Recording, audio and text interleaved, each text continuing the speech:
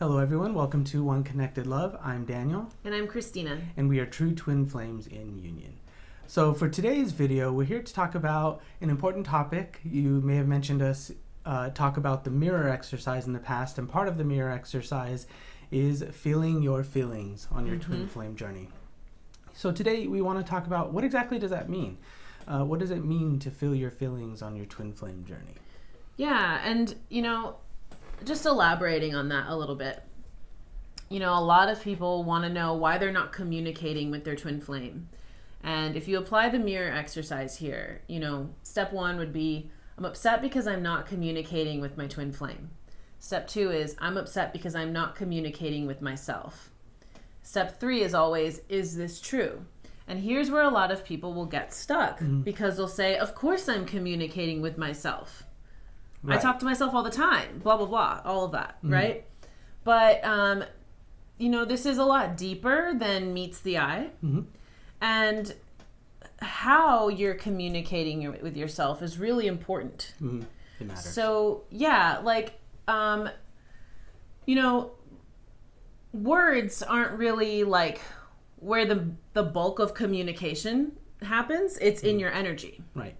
And so if you are not being present with yourself, if you are not able to have open presence and an open dialogue with your feelings, with how you feel inside in your heart, then that's the place where you're not communicating with yourself. And that's what your twin flame is reflecting.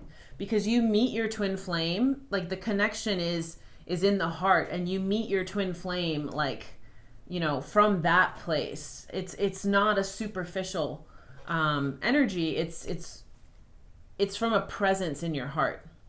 And so that's why learning how to be present with yourself and learning how to feel your feelings is so essential on the journey. And this is what a lot of people work on in order to be able to foster that communication with their twin flame. It's really about fostering this communication with yourself. Yeah, I think that's really good that, your twin flame doesn't exist in your mind. Your twin flame exists in the deepest parts of you, in your heart, right? In your consciousness, in your soul. And that's the part of you that needs to be connected to in order to heal and harmonize with your twin flame.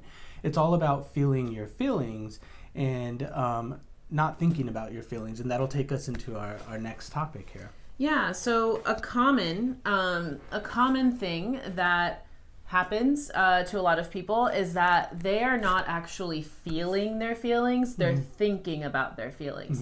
If you have a problem, you're not feeling through how the problem makes you feel. You're immediately jumping into trying to come up with a logical solution. And not abandoning logic, right? Logic is important, but remember that the base of every situation is energetic, and the way that you deal with that is through your feelings, being present with your feelings. And so it's the same thing when working through an issue with the mirror exercise or working through an issue in your union. If you're not choosing to really feel your feelings rather than think about your feelings, you're going to end up going in circles. Right. And going back, I think with what Christina, what she was saying is that, you don't want to abandon logic. You want to connect to your heart space. And it's good to be balanced, have a balanced approach between your logic and your feelings. But it's important when you're connecting to your heart space to fully feel your feelings. And we know that sometimes feelings can be scary. And this is why, many people may feel their feelings on a surface level. But in many instances, many people may also numb out to their feelings because feelings are kind of hard, scary. So the important thing is when you go into your heart space and you're digging for those feelings, to be fully present there until, if you don't feel anything at first or you feel a little bit of feelings, to be present there until the fullness of the feelings comes up to be felt and loved in that space. Yes, exactly. I think it's really important to kind of like I can share a little bit about how I feel my feelings.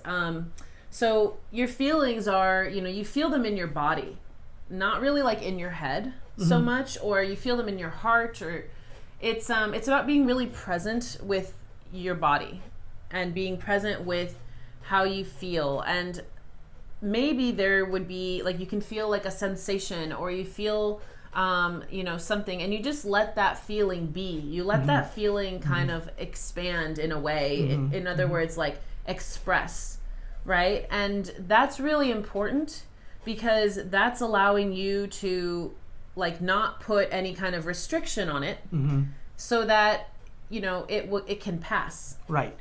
I think maybe numbness occurs and not feeling feelings because there's a fear there that those feelings that come up kind of become the reality. Right. But there is a way to feel your feelings and not be attached to them. You can feel your feelings fully, and then move into the next step of the mirror exercise, where you're loving yourself in that space with those feelings. Right. It's not about like opening up a Pandora's box that then has no like closure to it. Right. That's where step 4 of the mirror exercise comes in, which is where you find that part of you that's hurting and you love them. And how you love yourself can be, there can be different things. It depends on what you're needing in that moment, but it's always a feeling that you're looking for in that moment. And yeah, like feeling safe, feeling your feelings. I want to kind of go into that next point, that it really involves developing a healthy relationship with yourself. And what I mean by that is like, unconditionally loving yourself, making that core choice to unconditionally love yourself. And that means loving yourself exactly as you are in this moment, not pressuring yourself to be different than you are in this moment, but rather accepting, this is who I am in this moment, and this is exactly how I feel, and that's okay. And when you do that, you give yourself room to like move through whatever it is you're moving through. But what happens a lot of the time is people will be like, I feel this way and that's bad, so I'm going to shame myself for feeling that way, and then I'm going to go in a circle. Right? You already do feel that way. So the best thing you can do is accept that these are the feelings that you're having, and give yourself the space to really feel them and move through them, right? Your feelings are like energy patterns. They're not like the truth. Right. They're something you're moving through. Right. Yeah. Right. Yeah, that's so important, I feel like, and really good, is that remember that loving yourself is a relationship with yourself. And just like any relationship, they're built on trust, and they're not like, you're not entitled to any relationship. And that goes for yourself. With yourself, you also have to have a certain level of trust with yourself to be able to get to the deeper feelings, because if you don't feel safe with yourself, those feelings, you won't be able to get to them.